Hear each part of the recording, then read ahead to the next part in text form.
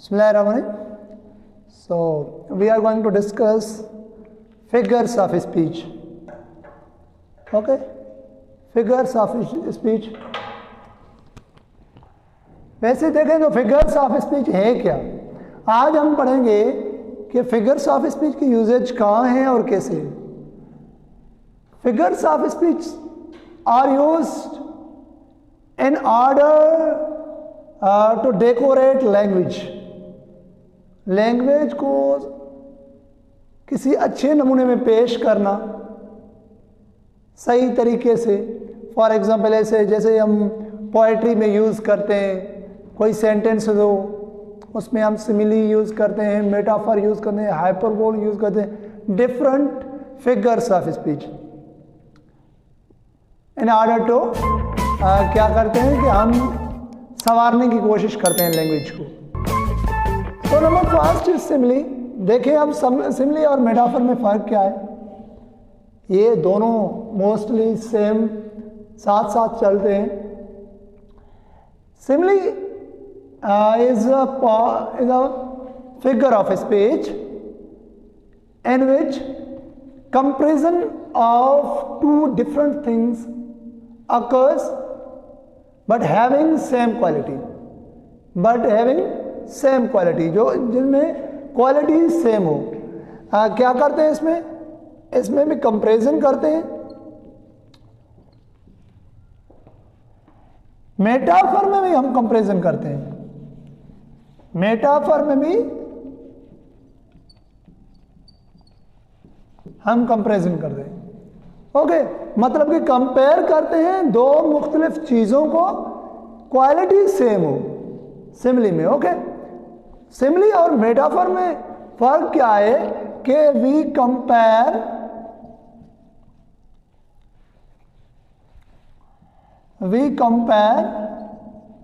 Indirectly.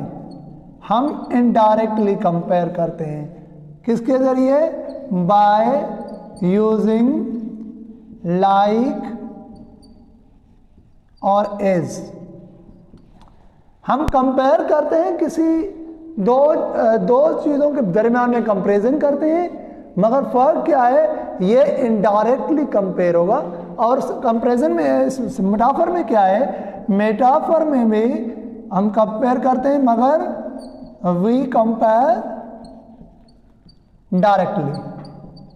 हम सीधे तरीके से कंपेयर करते हैं। फॉर एग्जांपल मैं सेंटेंस लिख देता हूं कि भाई ही फॉट ब्रेवली। अभी हम देखें फिगर्स ऑफ स्पीच हम कैसे यूज करते हैं। ये ऐसे हमने सिंपल में कह दिया कि ही फॉट ब्रेवली, ये बहादुरी से लड़ा। ठीक है, कोई भी कंपेयरिंग नहीं है, सिंपल सेंटेंस है। जस्ट हम जब इसमें फिगर ऑफ स्पीच यूज करते हैं, देखते हैं हम बेहतर किस तरीके से पेश करते हैं। सो हम सेंटेंस लिख देते हैं ही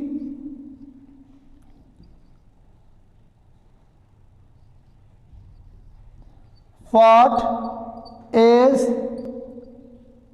or like a lion। He fought like a lion।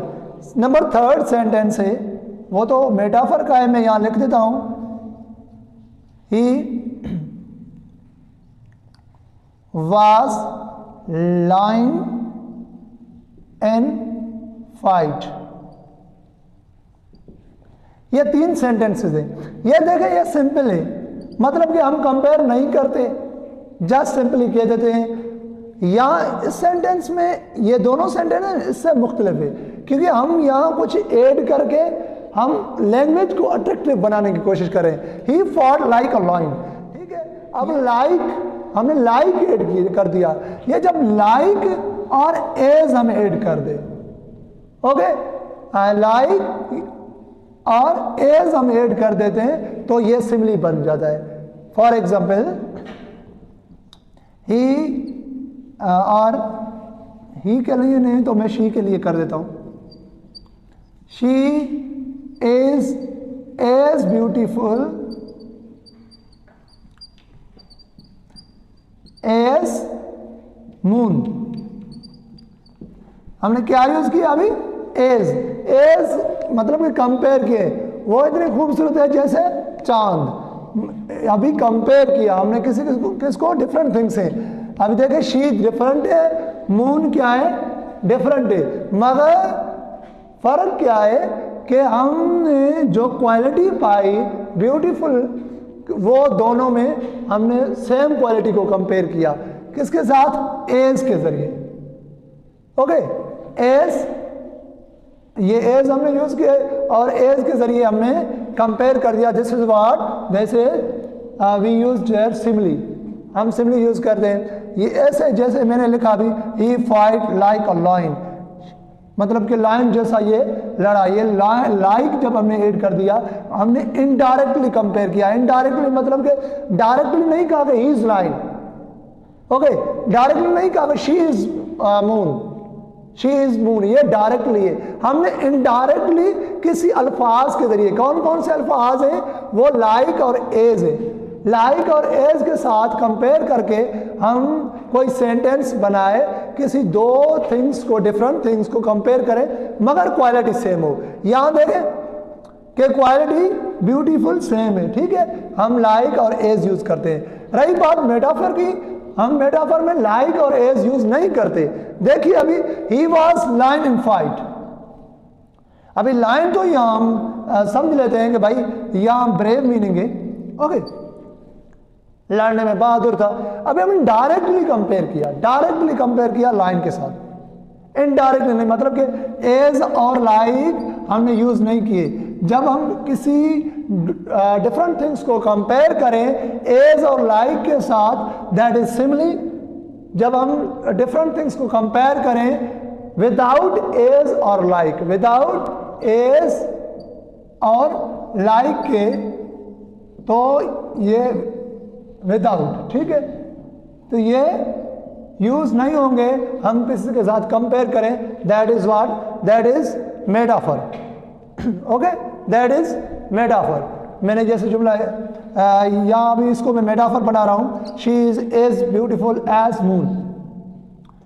For example, ये अभी मैंने अगर मुझे कहना होता सिंपल में, तो शी इज ब्यूटीफुल, यहाँ किसी भी कंपेयरिंग नहीं है, ठीक है, she is beautiful, yeah, there is no comparison here, she is beautiful, okay, ये कोई कंपेयरिंग नहीं है। अभी मैंने तो कुछ अट्रैक्टिव बनाने के लिए यहाँ एज इस्तेमाल कर दिया, तो that is what, that is simile. अब मैं मेटाफर में यूज करूं, she is moon, she is moon, okay. ये अब जो मैंने डायरेक्ट किसी को मून का लक़ब दे दिया, मतलब कि शी इज मून, मतलब moon refers to beautiful, okay. So that is what, that is directly comparison is metaphor, indirectly comparison is simulation, personification, okay. When we compare a non living thing with a living thing, जब हम कोई भी रुतबा किसी non living thing को दे मगर whole living thing के लिए, जैसे होल टाउन, आग ने पूरे मोहल्ले को निगल लिया। मैं निगलना देखे ना, ये लिविंग थिंग का काम है। किसका काम है? लिविंग थिंग का। मगर यहाँ क्या करते हैं, ये फायर है, fire is non living thing, okay. When we put the quality of a person in non living thing, एक लिविंग थिंग, पर्सन मतलब कि यहाँ लिविंग थिंग को कह रहे हैं, ठीक है, लिविंग थिंग,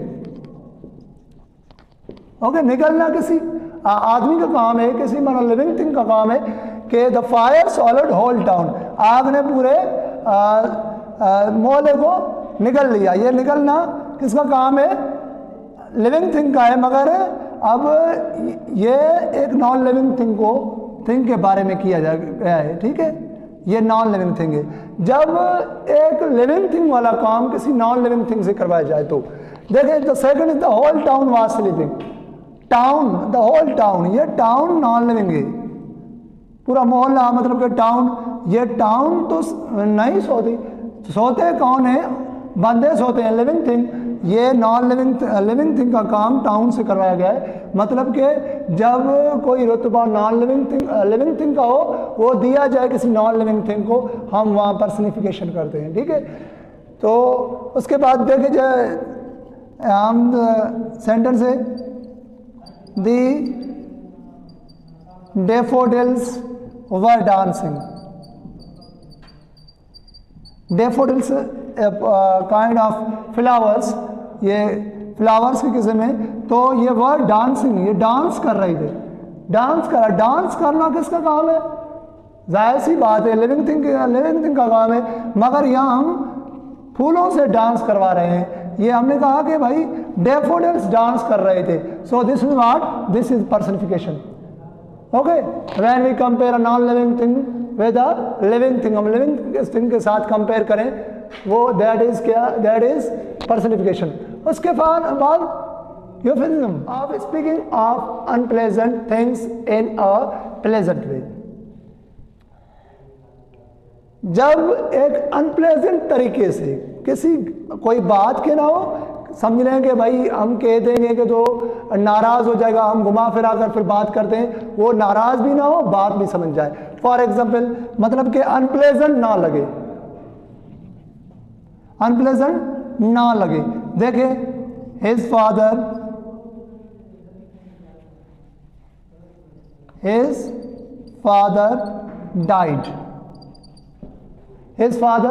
डाइड। अब ये शायद उसको बुरा भी लगे, हम कह देते हैं his father passed away. Okay, जैसे एग्जाम में लिख देते हैं भाई क्वालिफाइड, ये क्वालिफाइड है। ओके, लिख देते हैं नॉट क्वालिफाइड। अब नॉट क्वालिफाइड की जगह अगर हम लिख दें ना failed, that is not suitable. Okay, ये सुइटेबल नहीं है। जब उस मतलब कि अनसुइटेबल थिंग को किसी सुइटेबल वे में, अनप्लेजेंट थिंग को किसी प्लेजेंट वे में हम डिस्क्राइब कर दें तो क्या होगा, दैट इज यूफिज्म। उसके बाद oxymoron. Oxymoron means a speech in which two word contradict each other, दो लफ्ज मुख्तलिफ यूज किए गए। वैसे जैसे आता है कि भाई यहाँ ओरिजिनल कॉपी, ओरिजिनल कॉपी, ये ओरिजिनल तो अलग है, डिफरेंट है, कॉपी भी डिफरेंट है। जब दो कंट्राडिक्ट वर्ड हो, मुख्तलिफ अल्फाज हो, ये देखिए original is different, copy is different. Original तो हम किसी और को कहते हैं जो ओरिजिनल हो, तो कॉपी ये तो अपोजिट में वर्ड आ गया, ओरिजिनल कॉपी। जब ऐसे वर्ड यूज किए जाएं तो हम क्या करते हैं, दैट इज, जैसे यूज करते हैं शी इज प्रेटी अगली। प्रेटी ये अगली, प्रेटी तो हम खूबसूरत को कहते हैं, अगली क्या है, अगली बदसूरत को कहते हैं। जब दो मुख्तलिफ अल्फाज मतलब कि अपोजिट वर्ड यूज किए गए हों तो हम उसको ऑक्सीमोरन कहते हैं। ठीक है, उसके बाद he was found missing. He was found missing, यह क्या है, फाउंड, तो फाउंड देखे डिफरेंट है, मिसिंग ये दोनों अपोजिट वर्ड्स हैं। जब अपोजिट वर्ड्स यूज किए गए जाए किसी भी सेंटेंस में, दैट इज ऑक्सीमोरन। ओके, हमने 5 पढ़ लिए, सिमिली, मेटाफर, पर्सनिफिकेशन, यूफेमिज्म और ऑक्सीमोरन। ओके, और भी इंशाल्लाह फिगर्स ऑफ स्पीच हम अपने लेक्चर 2 में डिस्क्राइब कर देंगे। So wish you best of luck. मेरा चैनल सब्सक्राइब ज़रूर कीजिएगा और उसके साथ बेल आइकन भी दबाइएगा। अपने दोस्तों के साथ शेयर करें जैसे वो भी फ़ायदा हासिल कर सके। Thank you so much.